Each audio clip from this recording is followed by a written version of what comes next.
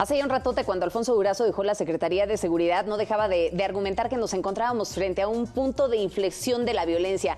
Y de pronto llega Rosa Isela Rodríguez y seguimos exactamente igual en esta misma promesa y en esta misma frase de ya estamos teniendo una disminución considerable de delitos. Hace un momento, Francisco, nos hablabas también de esta disminución de homicidios que se ha venido registrando. Sin embargo, cuando voltemos a ver esta tendencia en los últimos 6 años, por ejemplo, el índice de paz en México, pues muestra que ha disminuido en un 18.8% en los últimos 6 años. El deterioro se debió principalmente a un aumento del 84% en la tasa nacional de homicidios. Entonces, pues ¿en dónde estamos, María Elena? Está bajando la delincuencia, está bajando este índice de homicidios, las cifras son engañosas. ¿Qué es lo que tenemos que pensar entonces al respecto?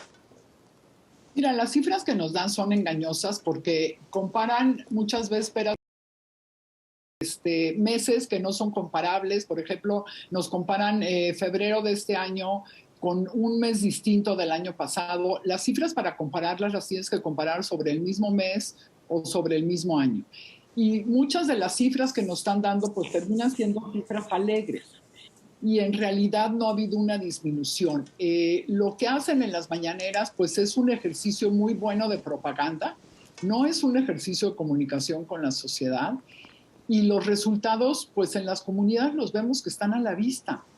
Muchos delitos están subiendo. Si bien hubo una baja en los delitos durante el COVID, pues sí, si la gente no salía a la calle, pues ni modo que la asaltaran en un transporte público, ¿no?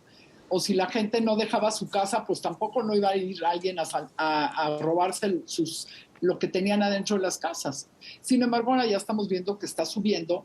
Y me gustaría regresarme a un tema que ya mencionaba Francisco, y es el tema de la prevención.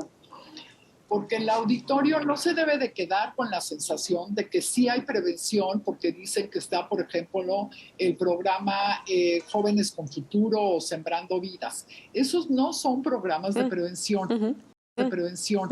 ¿No? Bien podemos tener muchas dudas si son realmente programas sociales, pero de prevención no son, porque para lo que ya decía Francisco de los niños que están en riesgo de convertirse en entrar a las bandas de crimen organizado, bueno, pues entonces necesitas sistemática que tiene ese lugar. Estas estrategias que para todos nos sirve, pues en realidad no sirve para nadie. Y lo hemos visto muchas veces, en muchas experiencias, que las estrategias de prevención del delito deben de ser completamente focalizadas, perfectamente medidas, llegar realmente a las personas que necesitan llegar, y eso no lo tenemos, ¿no? Y entonces no tenemos seguridad. Las fiscalías del país en mucho están detenidas. La Fiscalía General de la República no solamente dejó de invertir en su personal, sino que corrió a muchísimo personal que ya tenía mucha experiencia de años, ¿no? Y luego si nos vamos pues al sistema carcelario, tampoco no vemos que exista una estrategia ahí. Entonces, no podemos hablar ya de un sistema de seguridad. Tiene que volver a hacer un sistema de seguridad y justicia que realmente nos funcione, porque hoy eso ya no existe, ¿no? Yo sí creo que cada gobierno le puede dar un toque distinto a las instituciones del Estado. Lo que no puede hacer es pensar que las va a destruir y las va a reconstruir en unos cuantos minutos, porque eso no es verdad. Las instituciones tardan años en procesarse. Tiempo. Entonces yo sí quisiera... Y que también ahí es en donde recae el asunto de la continuidad, ¿no? Que hemos venido platicando. A ver, Francisco, menciona María Elena, ¿no? Tenemos estas cifras engañosas. Hace un momento tú nos hablabas de una disminución del 12%, corrígeme si me estoy equivocando, del 12% en el tema de homicidios, que eso no significa precisamente que estén habiendo resultados contundentes. Pero a ver, no tenemos prevención. Esa es la muestra clara de que los chavos siguen cayendo en manos del crimen organizado. Hemos tenido historias terribles en donde los jóvenes a los 14 años ya se convierten en los famosos, y no está bien que empleemos el término, pero bueno, en los famosos pozoleros que se encargan de desintegrar todos los cuerpos de las víctimas y demás. Ahora, si estamos hablando de esas cifras engañosas, entonces ¿en dónde queda la responsabilidad de los estados? Porque al final del día pues son datos que se obtienen de esas fiscalías estatales, son datos que se van obteniendo de cada una de las entidades y pues da la impresión de que las entidades también al mismo tiempo se están lavando un poco las manos en lo que compete a los temas de seguridad. A ver, primero hay que aclarar una cosa. En general, las cifras no están mucho peor que en otros momentos de la historia. Es decir, hay delitos que tienen una cierta dificultad para hacer cifra negra, como es el robo de vehículo, porque obviamente hay un incentivo para que el ciudadano denuncie, o como el homicidio, porque hay la aparición de un cadáver. Lo que sí vemos, por ejemplo, hay delitos en donde sí tenemos una altísima cifra negra, como es la extorsión, en donde pues supera el 99% la cifra negra, es decir, aquellos delitos no investigados. O como en el caso del secuestro, nosotros también pusimos en evidencia la presentación que hicimos en enero sobre resultados del año pasado, que hay una evidencia que están moviendo los secuestros de la estadística de secuestros a la estadística de otras privaciones ilegales de la libertad. Entonces, ahí pues ya hemos contactado a los estados y ahí sí podemos decir que hay un incumplimiento claro de los estados y a lo largo de los años hemos tenido ejemplos, Veracruz, la Ciudad de México, el Estado de México. O sea, han habido varias entidades que han jugado con la información y que al jugar con la información han generado precisamente eso, no darle la claridad al ciudadano sobre lo que pasa. Pero lo que está diciendo María Elena no es tanto relacionado con qué tan reales o no reales son los números, sino es la forma en la que comunicas el número. La secretaria, por ejemplo, hace una referencia cuando dice el feminicidio ha disminuido un 15% en esta administración. Y eso lo hace, ya alcanzamos a entender cómo, porque la verdad es que te tienes que echar un verdadero clavado para entender de dónde vienen su forma de presentar los datos, y es porque comparan el mes de mayor incidencia de feminicidio de la historia del país con el último mes. Y omitiendo todo, como si en medio no hubiera nada. De hecho, por ejemplo, el feminicidio en esta administración ha crecido más del 17% respecto al sexenio anterior. Entonces, no es tanto el problema del dato, que siempre puede ser mejorado, porque localmente hay problemas de registro, pero más bien es cómo nos engañan o nos intentan engañar al presentar datos que son los datos que nosotros, que María Elena está usando y que yo estoy usando, que son los datos oficiales del Secretariado Ejecutivo del Sistema Nacional de Seguridad Pública. Dicho esto, los estados... El vaso medio lleno o medio vacío, ¿no? Ajá. Ahora, dicho esto, los estados sí tienen una responsabilidad que no siempre están atendiendo. Hay una evidencia, por ejemplo, que muchas de las carpetas de investigación que se han iniciado por narcomenudeo en realidad obedecen a una falta de apoyo por parte de la Fiscalía General de la República. Entonces se inicia una carpeta de investigación por narcomenudeo para intentar detener a un grupo de delincuencia organizada. ¿Por qué? Porque también hay que recordar, en eso que nos decía María Elena, que hay competencias y la competencia de la delincuencia organizada es del orden federal. Al orden común, en teoría, le deberían tocar el secuestro, la extorsión, los robos, o sea, delitos que tienen que ver con la cotidianidad, no con el extraordinario ejercicio de la delincuencia organizada. Pero precisamente, y pongo un ejemplo, en Hidalgo, entre un año y otro, agregaron más del 100%, creció más del 100% el narcomenudeo, pero no porque haya más narcomenudeo en las calles, sino porque a través de ese instrumento pudieron ir tras delincuencia organizada que la Fiscalía, como dice María Elena, no está haciendo. La Fiscalía General de la República no lo está haciendo. Entonces, le dejas el paquete a los estados. Se lo han dejado a Tamaulipas, se lo han dejado a Guanajuato, se lo han dejado a los estados que no son del partido del presidente, y eso tampoco es una gran novedad, siempre ha sucedido, nada más que no con tal cinismo. El ejemplo, por ejemplo, de Michoacán, de lo que nos recordabas con Silvano Aureoles, en donde, como decía hace rato, la delincuencia organizada con narcomenudeos y la Guardia Nacional y el Ejército mirando los narcomenudeos a pocos pasos sin intervenir. Pero ¿por qué esa es la orden? Entonces, sí hay... O sea, el Estado tiene que seguir deteniendo. El problema es que no sigue deteniendo porque no hay una estrategia. Los estados, insisto, no tienen las atribuciones. Pero entonces tenemos ahí un problema de delimitación de competencias, ¿no? O sea, digo, Tenemos si un problema. verdaderamente no se está delimitando adecuadamente cuáles son las competencias de cada uno, pues digo, también, o sea, te le pones al crimen organizado con una policía municipal o con una policía estatal en donde ni siquiera la capacidad de armamento que tienen es para poderle hacer cosquillas al crimen organizado, pues ¿a dónde, no? ¿O cómo? Pero no solo es eso. María Elena a mí me parece que lo dijo con toda claridad. Si nosotros queremos disminuir los delitos, tenemos que combatir la impunidad. Mientras menos sanciones el delito, más va a crecer. Y hoy estamos en los mínimos minimórums de carpetas en el Fuero Federal de delincuencia organizada, cuando el gran problema en este momento de México es la delincuencia organizada. Y ahí es donde no se entiende qué está haciendo la Fiscalía General de la República. El otro aspecto, precisamente, no solo es un tema de delimitación de competencias, sino de que una estrategia debe considerar los varios niveles, porque, de nuevo, una delincuencia organizada a veces te controla también bandas y a veces te controla también delincuentes pequeños que operan dentro de ciertas restricciones que le pone, porque ahí sí, la delincuencia organizada sí les pone las restricciones que el Estado mexicano no les pone. Entonces, si yo federación quiero ir contra la delincuencia organizada, puedo ir y tengo que apoyarme en el Estado para otras cuestiones y también tendré a veces que apoyarme en los municipios para otros aspectos que incluso podrían ser de inteligencia.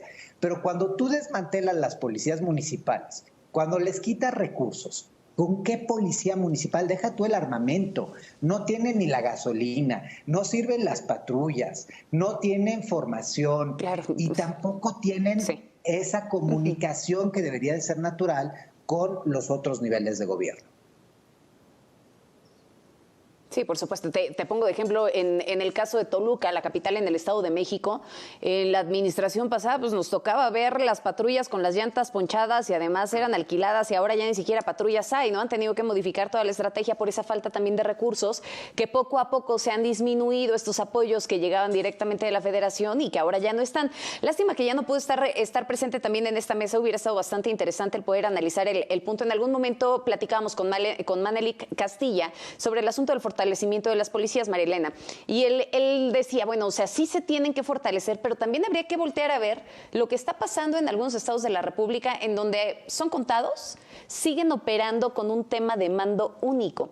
¿Sería esa entonces la solución? A ver, si estás viendo que ya no le están invirtiendo a las corporaciones locales, a las municipales, que también es poco lo que le están metiendo a las estatales, pero bueno, le siguen ahí mandando una lana, ¿no? ¿Se tendría que voltear a ver esa posibilidad o esa es la intención del gobierno federal? Mira, se pueden voltear a ver muchas posibilidades, ¿no? En algunos estados ha funcionado el mando único y en otros estados no. Entonces, me parece que lo que se necesita es que cada quien tenga claro qué le toca y una coordinación real entre las diferentes fuerzas. Y hoy está muy complicada una coordinación real. Cuando la Guardia Nacional llega a un estado, ellos toman el control. No es que se coordinen, toman el control y para ellos el tema de seguridad es hacer rondines en las calles. Entonces, pues al final del día, eso no es seguridad, es solamente hacer rondines y entonces pues los delincuentes, algunos los detendrán en flagrancia y otros cometerán los delitos en la calle de al lado. Entonces, tenemos por un lado ese problema. Por supuesto, como decía Francisco, pues no hay el presupuesto necesario y los estados y municipios nunca le han querido entrar a poner en orden sus finanzas, por ejemplo, el predial, claro, el cobro del predial, que por medio de eso se podrían financiar las policías municipales y entonces ya es momento de que ahorita lo repiensen y lo hagan porque no van a tener manera de financiarse. El gobierno federal a mí me da la impresión de que a lo que quiere llegar es a militarizar todo el país. Ya tenemos militarizada la seguridad pública a nivel federal, pero no solo eso, el presidente ha insistido con los gobernadores entrantes que le dejen la confianza de sus policías al secretario de la Defensa y que él decida a quién pone como secretarios de seguridad en sus estados. Ya tenemos 15 casos así, que ya tenemos un secretario de seguridad que es militar, ¿no? Entonces creo que ese pues es todo un tema del que podríamos abrir una mesa en otro momento, pero me parece que no lo podemos perder de vista. Y por otro lado, en cuanto a los delitos, no solamente es que la secretaria de Seguridad Pública, Rosa Isela, informe de manera pues estratégica para ella cómo compara los delitos de un mes a otro. También son los estados que están mandando mala información al Secretariado Ejecutivo y que el Secretariado Ejecutivo del Sistema Nacional de Seguridad Pública no está auditando estas cifras. Y les doy algunos ejemplos que sacamos antier en un estudio. Por ejemplo, el homicidio en Coahuila registró una disminución del 55% en el número de homicidios dolosos junto con feminicidios del 2020 al 2021. Pero un incremento de 140% en los homicidios accidentales, lo cual no es creíble. O sea, no es que sean muy eficientes. O sea, a más gente en la calle no la atropellaron, ¿no? Entonces, así es como están manipulando algunas de las cifras que hacen que pensemos que no es creíble o que nos den a conocer, pues, qué fue lo que pasó en el estado de Coahuila para que aumentaran de esa forma los homicidios accidentales. O, por ejemplo, el feminicidio en Tamaulipas registró una caída del 67% en 2021 respecto al 2020 y solo tienen 4 víctimas de feminicidio. Sin embargo, nosotros detectamos al menos 12 casos de asesinatos de mujeres con violencia extrema en ese mismo periodo, ¿no? Y si así nos vamos a cada uno de los casos que los pueden ver en la página de Causa en Común, pues vemos que hay una, pues o hay una manipulación o hay una muy mala explicación de los datos, ¿no? Y no estamos viendo que se haga algo para esto, porque como decía Francisco, esto no solamente ocurre en este sexenio, ya ha ocurrido antes, pero antes sí les auditaban las cifras y entonces lo que no habían puesto de delitos, pues los tenían que poner, aunque fuera el mes siguiente, ¿no? Ahora no están auditando estas carpetas y entonces pues no podemos tener claridad en esas cifras. Claro. Entonces, pues sí me parece muy importante esto y el tema de los militares, por supuesto que también. Y que el asunto de los militares, sí, en efecto, yo creo que nos llevaríamos una mesa completa, María Elena. A ver, me voy a quedar con 2 cosas para que nos podamos ir a corte. A ver, la intención del presidente es militarizar el país. Les pongo esta pregunta sobre la mesa para cuando volvamos del corte, ¿por qué? Y finalmente, ¿hacia dónde nos va a conducir toda esta espiral de violencia? Así es como vamos a terminar cerrando el programa, pero antes hacemos un corte y ya regresamos. La intención del presidente sí es militarizar el país. La pregunta es por qué, qué tanto trabajo le puede llegar a costar en algún momento el sacar a los militares cuando ya sea necesario. Y finalmente, ¿hacia dónde vamos, no? ¿Hacia dónde nos está conduciendo toda esta espiral de violencia? Si te parece, María Elena, empiezo ahora con Francisco y cerramos contigo. Adelante, Francisco. Pues mira, evidentemente lo que estamos haciendo es un ejercicio de especulación porque no sabemos hacia dónde va el actual gobierno, en parte porque, de nuevo, pues no existen los planes sectoriales que nos puedan dar un norte con indicadores claros de desempeño y resultado. Yo creo que uno de los aspectos que nos debe preocupar es precisamente esa pregunta: ¿qué vamos a hacer después con los militares en las calles cuando este sexenio termine? Porque el problema no lo verá este presidente, lo verá el presidente que sigue o los gobiernos que siguen, porque a una persona o a una institución es muy fácil otorgarle derechos, se vuelve muy complicado quitarle derechos. Y hoy el ejército tiene poder como no ha tenido en la historia de nuestro país, hacen todo y tienen una serie de recursos.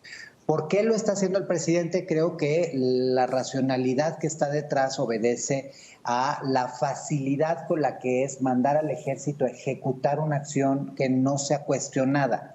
Una institución civil tiende a cuestionar la validez de una estrategia y tiende a poner, ahí donde hay profesionales, tiende a poner sobre la mesa que ciertas acciones no se deberían llevar a cabo. Construir instituciones, como lo decía Marilena, no es de me la echo en 2 segundos y la construyo. De hecho, en mi calidad de invitado permanente del Consejo Nacional de Seguridad Pública, yo le dije al presidente, si va a crear una Guardia Nacional, no desaparezca a la Policía Federal, porque la Guardia Nacional no estará lista para el final de su sexenio, si acaso estará el próximo sexenio. Y eso nos va a dejar sin una Policía Federal y sin una institución sólida para combatir el delito. Hoy no solo le estamos cambiando las llantas, le estamos cambiando el motor, le estamos cambiando el volante al vehículo en movimiento. Bien. Y es por eso que no tiene una dirección. Cuando preguntas hacia dónde vamos, pues no hay una claridad de hacia dónde vamos, pero todo apunta a que vamos a un muy mal lugar. Todo apunta a que tenemos un mal destino en ese sentido. María Elena, ¿cómo podrías concluir en este sentido tanto la intención del presidente, el tema de sacar al ejército, que lo hemos platicado ya también en otras ocasiones, y el hacia dónde vamos, ¿no? Y mira, yo te diría que la intención del presidente pareciera muy clara, que sí es militarizar al país, ¿no? Como decía, en acciones de seguridad, por supuesto, ya tienen las 46 funciones los militares que tenía la Policía Federal. Además, tienen 246 responsabilidades más que no habían tenido desde 1946, cuando se dividieron los poderes y entonces quedó el equilibrio civil-militar predominante el poder civil sobre el militar. Y sin embargo, hoy ya no es predominante el poder civil sobre el militar, siendo que ellos tienen tantas atribuciones, tantas funciones y sobre todo el uso de presupuestos altísimos, porque no solamente es el presupuesto en conjunto que tiene la Guardia Nacional, el Ejército y la Marina, sino que también es el uso de los recursos de otras instituciones, como por ejemplo de obra pública, con la obra del aeropuerto, o como por ejemplo van a administrar también varios aeropuertos, están administrando puertos y aduanas.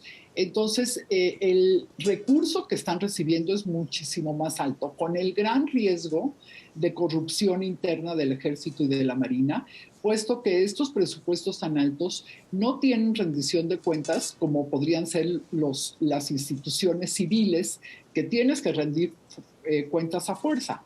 En estos casos, por ejemplo, lo meten demasiado fácil a temas de seguridad nacional, aunque no sean esos temas, y entonces es muy complicado pedirles cuentas y con el gran riesgo de darle en el punto de flotación al ejército y corromperlo.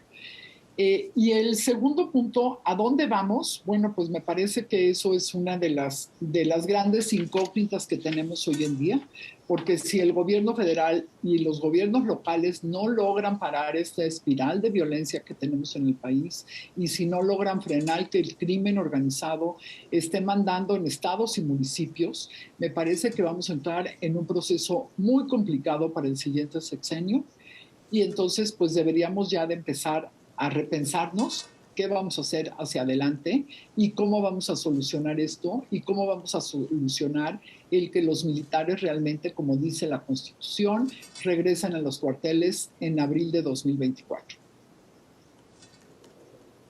Tiempo de actuar, María Elena. Me quedo con esto. Entonces, a ver, el ejército ejecuta sin cuestionar y esa es una de las razones que han llevado también a la militarización del país, para poder ejecutar sin ser cuestionado literalmente, empleando recursos con un alto riesgo de opacidad, un alto riesgo de corrupción. Responder hacia dónde vamos puede resultar un tanto complicado cuando no tenemos un norte, cuando no sabemos realmente en dónde estamos parados. Y finalmente lo cierto es que si no logran frenar esta espiral de violencia que tenemos en el actual momento, en el aquí y en el ahora, difícilmente se podrá frenar en un futuro. Muchísimas gracias a los dos por habernos acompañado en este programa. Gracias, María Elena. Gracias, Francisco. Al contrario, gracias a ti, muchas gracias, Magda. María Elena. Un abrazo, Francisco.